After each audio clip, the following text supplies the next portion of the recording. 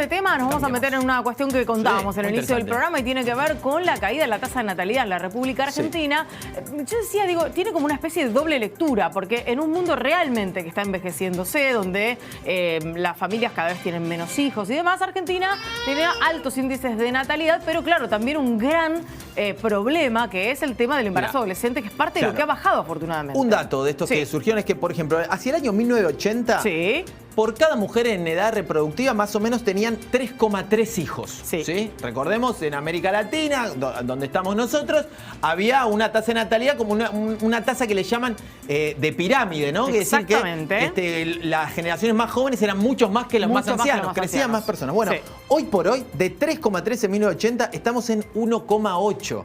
¿Sí? Hemos bajado casi a la mitad la cantidad de hijos por mujer en edad fértil que se están produciendo. Esto, por un lado, tiene una noticia muy buena, que es que ha bajado mucho el embarazo adolescente y estamos hablando en muchos de estos casos del famoso embarazo no deseado. Totalmente, y esa es la buena noticia en este caso, porque significa que las políticas públicas que se llevaron adelante para de alguna manera informar, llegar hasta las chicas, que puedan entender cómo funciona el tema de la prevención, etcétera, forma parte de este trabajo llevado adelante para que en este caso los embarazos adolescentes hayan disminuido de manera contundente en nuestro país. Así es, para seguir ampliando el tema estamos en comunicación con Juan Camisaza, él trabaja en protección social del CIPEC, a quien le agradecemos mucho por su tiempo. Aquí Lorena Toso y Javier Borelli, te saludamos. ¿Cómo te va? ¿Cómo estás, Juan? Hola, ¿cómo están? Muchísimas gracias por la invitación. Por favor. Muy bien. Bueno, Juan, a ver, ayúdanos a interpretar un poco estos datos porque, como decíamos, el dato de que haya bajado el embarazo adolescente nos parece muy bueno en el tema de que sea un embarazo que ha bajado por decisión de las personas, porque tienen más herramientas a mano también para poder elegir sobre su futuro.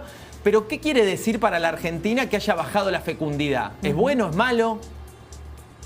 Bueno, ahí creo que hay que arrancar por algo que es un dato que a mí me llamó muchísimo la atención cuando hicimos este trabajo, que es que la fecundidad y sobre todo la fecundidad adolescente en Argentina se comportaron durante muchos años muy distinto al resto de Latinoamérica y al resto del mundo. Ah, mira. Argentina tenía un promedio de 3 hijos por mujer en 1950, igual que Europa y Estados Unidos, y Latinoamérica tenía 6 hijos por mujer en ese momento en promedio. Desde ese momento, tanto Estados Unidos como Latinoamérica y el resto del mundo bajaron consistentemente sus tasas de fecundidad y sobre todo de fecundidad adolescente. Y Argentina tuvo un comportamiento rarísimo. Por ejemplo, en la década del 70 Argentina empezó a tener más hijos cuando todo el mundo estaba descendiendo, al punto de que en el 2015 la fecundidad adolescente en Argentina era un 2% más alta que en 1950. Mirá. Mientras que en Europa y en el resto de Latinoamérica era menos de la mitad que en 1950. Entonces, estos cambios de los últimos 5 años hay que ponerlos un poco en perspectiva, porque nos muestran que Argentina, digamos, se subió a una tendencia de la cual venía esquivando mucho, ¿no? Que es esto de bajar el embarazo en la adolescencia, que en su gran mayoría es no intencional. Entonces, dicho esto, sí, lo que encontramos es una caída fuerte de la fecundidad global, 34% entre 2014 y 2021, y muy fuerte de la fecundidad adolescente, 59% entre 2014 y 2021, o sea, a menos de la mitad en 7 años. Es un gran dato el último que das. ¿Cómo? Es un gran dato ese último que das, digo, porque entiendo, te lo pregunto y vos me dirás si es así, que también las políticas públicas llevadas adelante a la hora de, como decía Javi, tener herramientas, pero sobre todo información para saber qué hacer, para saber cómo cuidarse, para entender que hay que tomar decisiones y elegir, deben haber hecho su efecto, ¿no? Viene de ese lado. Sí, absolutamente. Justo iba a meterme en eso porque es un tema trascendental. Como bien vos decís, la caída de la fecundidad adolescente es una muy buena noticia. La mayoría de los embarazos ahí son no intencionales, la inmensa mayoría. Entonces, que haya caído tanto en ese segmento nos está dando la muestra de que estas políticas que vos mencionabas, de mayor acceso a métodos anticonceptivos, derechos sexuales, están permitiendo que muchos adolescentes y muchas adolescentes que antes tenían hijos sin querer tenerlos, ahora puedan no tenerlos. Bien. Y si miramos saliendo de una perspectiva de derechos y entrando por ahí en una perspectiva más de desarrollo, también es una buena noticia porque el embarazo no intencional en la adolescencia es una de las principales causas del abandono escolar. Tanto las madres para cuidar a sus hijos al interior del hogar como los padres para salir al mercado de trabajo a ganar dinero. Cuando había un embarazo no intencional en la adolescencia, cuando lo hay, es muy frecuente el abandono escolar. Hoy que se bajó tanto eso, bueno, podemos fortalecer esas trayectorias escolares y esas trayectorias educativas. Además, otra cosa que vimos es que el embarazo global, pero el adolescente también bajó mucho más fuerte en los sectores más vulnerables. Bien. En cuanto a esto, Juan, por un lado me salió una reflexión que era pensar, a pesar de que baja el embarazo no deseado, los números lamentablemente que nos da el INDEC muestra que cada vez más chicos son pobres en la Argentina, con lo cual el hecho de la natalidad o de la fecundidad no parece... Digo, está bueno que no sigan naciendo chicos no deseados en una circunstancia donde además no se los puede sostener. Ahora yo me pregunto también, Argentina supo tener esta pirámide poblacional que era exactamente una pirámide, es en forma de un triángulo. Van a pasar muchos años para que eso se modifique, pero esto en relación a cómo funciona el sistema económico argentino, la posibilidad de que más gente aporte para una generación más vieja, ¿esto puede empezar a representar un riesgo a futuro? Me parece una excelente pregunta y celebro que se esté hablando del cruce entre demografía, economía, desarrollo y política, porque es algo que hasta hace un tiempo era muy raro de escuchar y bueno, ahora estamos teniendo esta entrevista.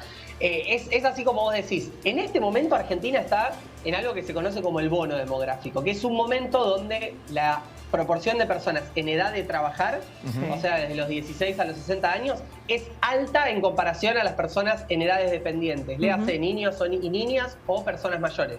¿Por qué es alta? Bueno, porque los niños y niñas son cada vez menos, en este momento con la caída, digamos, son menos, y las personas mayores todavía no son tantas. Entonces, esta caída lo que hizo fue profundizar ese bono, o sea, hacer aún más alta la proporción de personas en edad productiva, pero, como bien vos adelantás, y es una buena intuición, en el mediano plazo eso va a acelerar el envejecimiento poblacional.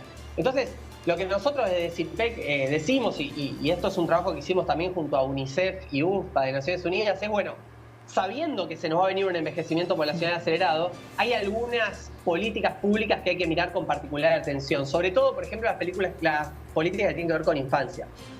Invertir en esos niños y niñas es central.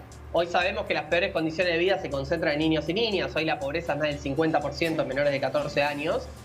Muy por encima del promedio poblacional, que es de 39.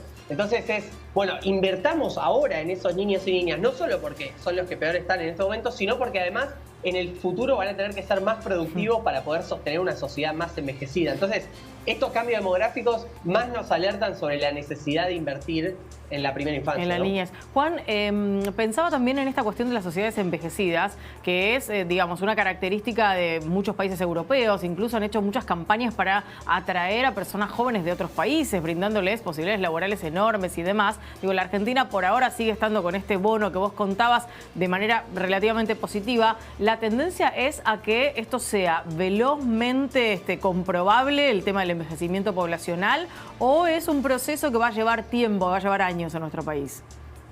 No, todavía faltan más de 2 décadas para que el envejecimiento poblacional llegue a suceder. O sea, tenemos tiempo todavía de bono demográfico.